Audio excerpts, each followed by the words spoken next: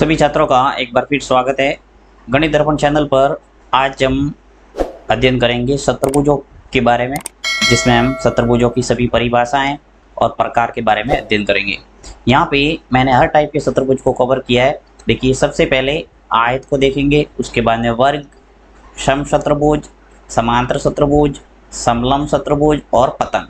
ठीक है, मोटे मोटे ये सभी शतुर्भुज है और इन सभी शतुर्भुज के बारे में एक एक करके हम इनकी परिभाषाएं और इनकी आकृति एवं इनके सूत्र के बारे में जानकारी लेंगे इस वीडियो के अंदर। तो चलिए देखते हैं। सबसे पहले शतुर्भुज की परिभाषा क्या है। देखिए, चार भुजाओं से घिरी हुई बंद आकृति को शतुर्भुज कहते हैं। ये सिंपल सी परिभाषा आप याद रख सकते हैं कि चार भुजाएं से घिरी हुई एक बंद आकृति होगी, उसे कहेंगे शतुर्भुज। और शतुर्भुज 6 प्रकार के होते हैं। ठीक है, आपको बताना है कि शतुर्भुज है वो 6 प्रकार के होते हैं, 1 2 3 4 5 और 6। ठीक है, अब यहाँ पे सबसे पहले देखते हैं वर्ग। ठीक है, वर्ग की परिभाषा क्या है। देखिए, जिस शतुर्भुज की चारों भुजाओं बराबर और चारों कोण बराबर यानी 90 डिग्री के हो, उसे कहेंगे वर्ग। तो कुल मिला के इसकी परिभाषा ऐसे याद रख सकते हैं कि एक ऐसा शतुर्भुज जिसकी चारों भुजाएं समान एवं प्रत्येक कोण 90 डिग्री का हो, क्या कहलाएगा, वर्ग। ठीक है, चलिए इसकी आकृति बनाते हैं। यहाँ पे इस टाइप की आकृति देखने को मिलेगी आपको वर्ग में, जिसकी चारों भुजा समान होनी चाहिए और प्रत्येक कोण है वो कितने डिग्री का होगा, 90। देखिए यहाँ पे 90 डिग्री का कोण होगा। इसी प्रकार प्रत्येक कोण है वो 90 डिग्री होगा, 90 90 और 90। ठीक है, और आपको पता होना चाहिए कि एक शतुर्भुज के चारों कोणों का योग होता है वो कितना होता है, 360 डिग्री। ठीक है, जिस प्रकार त्रिभुज में तीनों कोणों का योग कितना होता है, 180, उसी प्रकार शतुर्भुज में चारों कोणों का योग कितना हो जाएगा, 360 डिग्री। ओके, और परिभाषा भी आपको ऐसे याद रखना। देखिए, त्रिभुज किसे कहते हैं, तो 3 भुजाओं से घिरी हुई बंद आकृति को क्या कहते हैं, त्रिभुज। उसी प्रकार शतुर्भुज की याद रखना है कि 4 भुजाओं से घिरी हुई बंद आकृति को कहेंगे शतुर्भुज। अब शतुर्भुज अलग अलग प्रकार के होते हैं। सबसे पहले हम देख रहे हैं वर्ग। तो वर्ग की परिभाषा हो गई कि ऐसा शतुर्भुज जिसकी चारों भुजाएं क्या हो, समान हो तथा प्रत्येक कोण क्या हो, 90 डिग्री हो, उसे कहेंगे वर्ग। तो यहाँ पे चारों भुजा समान दिख रही है। देखिए, अगर इसका नाम दूं तो ए बी सी और डी। ठीक है, तो ए से लगाकर बी तक, बी से लगाकर सी डी और डी ए, सभी भुजाएं वो समान माप की है। अगर एग्जांपल के तौर पर लिखे तो जैसे ये 15 सेंटीमीटर, ये 15 सेंटीमीटर, ये भी 15 सेंटीमीटर और ये भी 15 सेंटीमीटर। तो चारों भुजा अगर समान है तो वो कहलाएगा वर्ग, स्क्वायर। ठीक है, अब बात आती है इसके सूत्र की, फॉर्मूले की। तो परिमाप अगर आपको निकालना है तो फॉर्मूला लगाना है 4 इंटू भुजा। 4 इंटू भुजा करेंगे तो इसका आ जाएगा परिमाप। परिमाप का मतलब ये होता है कि चारों भुजाओं का योग। तो अगर फॉर्मूले के द्वारा निकालना चाहे तो सीधा 4 इंटू भुजा कर दो, क्योंकि 4 भुजा होती है और चारों समान है। तो देखिए, अगर जैसे इस जो डायग्राम मैंने बताया इसका आपको परिमाप निकालना है तो कैसे निकालेंगे, 4 इंटू भुजा। और भुजा कितनी है, मैंने एग्जाम्पल लिया 15, तो यहाँ आ जाएगा 15। तो आ जाएगा हमारा उत्तर क्या, 60, यानी सेंटीमीटर है तो 60 सेंटीमीटर निकल के आ जाएगा। तो इस ढंग से आप फॉर्मूले का इस्तेमाल करके परिमाप है वो इजीली निकाल सकते हैं। उसके बाद में निकालते हैं क्षेत्रफल। क्षेत्रफल अगर आपको पूछा है तो फॉर्मूला लगाना है भुजा इंटू भुजा। देखो, भुजा कितना है, 15, और भुजा वापस 15 ही होगी क्योंकि वर्ग है और वर्ग में भुजा समान होती है। तो 15 इंटू 15 कितने हो गए, 225। ठीक है, तो इस ढंग से आप किसी भी वर्ग का क्षेत्रफल निकाल सकते हैं और परिमाप निकाल सकते हैं।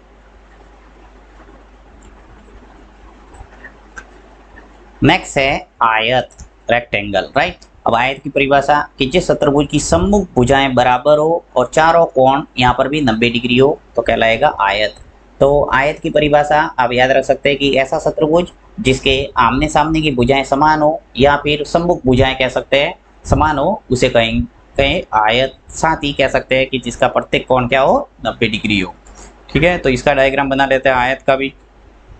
तो यहाँ पे आयत है वो इस ढंग से देखने को मिलेगा। देखिए, यहाँ पे नाम दे देता हूँ मैं, ए बी सी और डी। तो ए बी सी और डी ये एक आयत है जिसका प्रत्येक एंगल है वो कितना है, 90 डिग्री। ठीक है, ये प्रत्येक कोण है वो कितना हो जाएगा, 90 90 और 90। ओके, अब इसका आपको परिमाप निकालना है तो सीधा सा 2 इंटू लंबाई प्लस चौड़ाई, ये फॉर्मूला याद रख सकते हैं। और क्षेत्रफल निकालने के लिए लंबाई इंटू चौड़ाई, ठीक है। अब इसका जो परिमाप है और क्षेत्रफल है वो अलग से मैंने काफ़ी वीडियो बनाए हुए, आप अलग से सीख सकते हैं। परिमाप कैसे निकालना, क्षेत्रफल कैसे निकालना, अलग अलग एग्जाम्पल लेके काफ़ी मैंने ये वीडियो बनाए हुए, तो आप समझ सकते हैं उन प्ले लिस्ट में जाके, ठीक है। यहाँ पे सिर्फ हम मोटे मोटी उसके डायग्राम और परिभाषाओं के बारे में अध्ययन करेंगे, साथ ही फॉर्मूला क्या है वो भी दिखेंगे।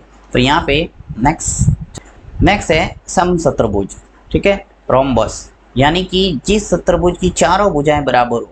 जिस प्रकार वर्ग में आपने याद किया था कि ऐसा चतुर्भुज जिसकी चारों भुजाएं समान हो उसे वर्ग कहते हैं, तथा प्रत्येक कोण क्या हो 90 डिग्री। यहाँ पे थोड़ा चेंज है कि जिस चतुर्भुज की चारों भुजाएं बराबर हो और सम्मुख कोण बराबर हो। यहाँ पे बात होती है सम्मुख कोण की, सभी कोण नहीं है, क्या है, सम्मुख कोण बराबर है तो उसे कहेंगे समचतुर्भुज, ठीक है। तो यहाँ पे समचतुर्भुज का डायग्राम थोड़ा आप अलग ढंग का बना सकते हो, यहाँ में मैं बना के बताता हूँ आपको।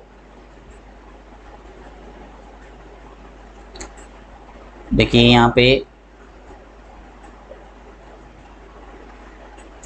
मान लो एक भुजा हो गई, एक भुजा ये, एक भुजा ये और एक भुजा ये, ठीक है। वर्ग में क्या देखते हैं हम, चारों भुजा समान होती है प्लस प्रत्येक कोण 90 डिग्री होता है। यहाँ पे 90 डिग्री कोण ना होके देखिए ए बी सी और डी, ओके। ए से लगाकर बी तक चारों भुजा तो समान है परंतु प्रत्येक कोण है वो 90 डिग्री नहीं है। यहाँ पे बात होती है सम्मुख कोण है वो समान होंगे, यानी कि ये जितना कोण होगा उतना का उतना ये होगा, यानी ए बराबर सी और बी बराबर डी, तो इसे कहेंगे समचतुर्भुज। चारों भुजाएं हैं वो समान होगी। यहाँ पर भी जैसे 20 सेंटीमीटर है, ये भी 20 होगी, ये भी 20 होगी और ये भी 20 होगी, परंतु कोण है वो सिर्फ आमने सामने वाले समान होंगे, प्रत्येक कोण समान नहीं होगा, ठीक है। अब इसका परिमाप निकालना है तो 4 इंटू भुजा आपको याद रखना है। क्षेत्रफल निकालना है तो आधार इंटू ऊंचाई या फिर 1/2 इंटू विकर्णों का गुणनफल। यहाँ पे आपको विकर्ण निकालने के लिए आपको विकर्ण मिलेंगे। देखिए यहाँ से ये विकर्ण होगा बी से डी तक और ए से लगाकर सी तक। एग्जाम के अंदर जब भी आपको क्षेत्रफल पूछा जाता है तो वहाँ पे आपको समचतुर्भुज के साथ में आपको उसके विकर्ण दिए हुए होंगे, वहाँ से आप इजीली 1/2 इंटू विकर्णों का गुणनफल फॉर्मूला लगा के क्षेत्रफल है वो निकाल सकते हैं। उसी प्रकार भुजा आपको दे रखी होगी तो भुजा से 4 इंटू भुजा करेंगे तो आपके परिमाप आ जाएगा। नेक्स्ट है समांतर चतुर्भुज। समांतर चतुर्भुज यानी कि जिस चतुर्भुज की सम्मुख भुजाएं समांतर और बराबर हो। यहाँ पे बात हो रही है सम्मुख भुजाओं की समांतर और बराबर, तो उसे कहेंगे समांतर चतुर्भुज। देखिए समांतर चतुर्भुज का डायग्राम किस ढंग से देखने को मिलेगा। समांतर चतुर्भुज ये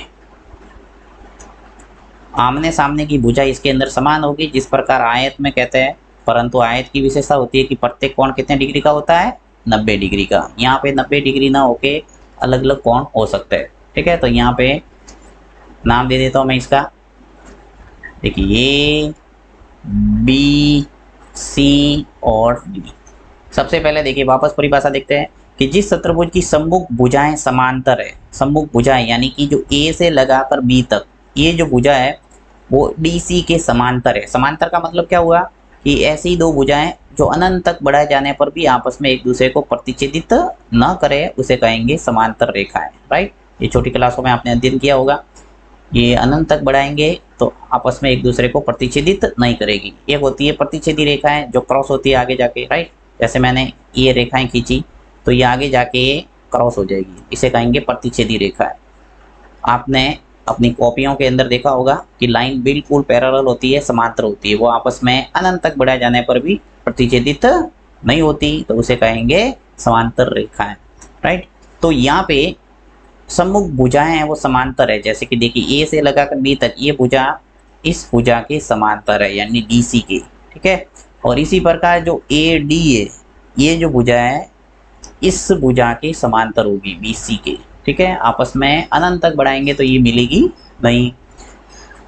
और साथ ही ये बराबर होती है। जैसे देखिए ये 25 सेंटीमीटर है मान लो ए से लगाकर बी तक, तो ये भी 25 सेंटीमीटर होगी। समांतर शत्रुभुज की विशेषता होती है आमने सामने की भुजा है वो समान होती है, जिस प्रकार से आयत में होती है।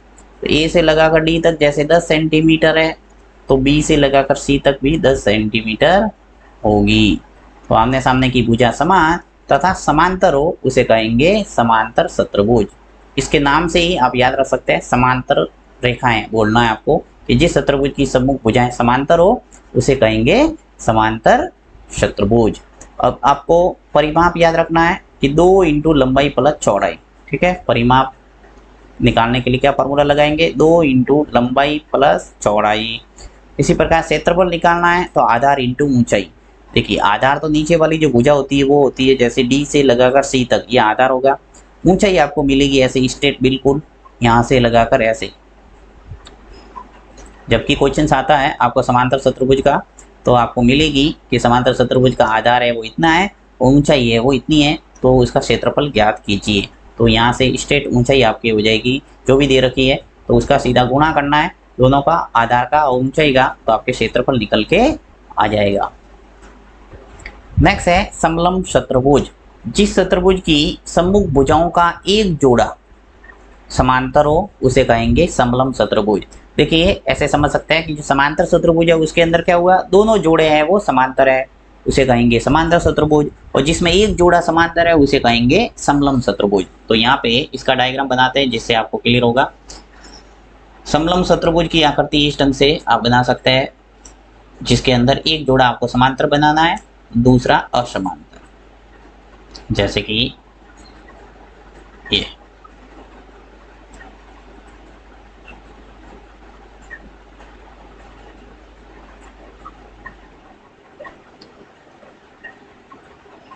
यहाँ पे देखिए, इसका नाम देता हूं मैं ए बी सी और डी। तो इसके अंदर आपको स्पष्ट नजर आ रहा है कि जो ए से लगाकर बी तक यानी जो ये भुजा है वो इस डी सी के समांतर है। ये दोनों रेखाखंड तो क्या है, बिल्कुल समांतर है, भुजा कह सकते हैं। तो ये भुजा समांतर है, जबकि ए डी और बी सी असमांतर है। ये आगे जाके एक दूसरे को क्रॉस करेगी। देखिए ये ऐसा आगे बढ़ा दे तो एक दूसरे को क्रॉस करेगी। इसका मतलब ये हुआ कि आपके इस शत्रुभुज के अंदर एक जोड़ा है वो क्या है, समांतर है।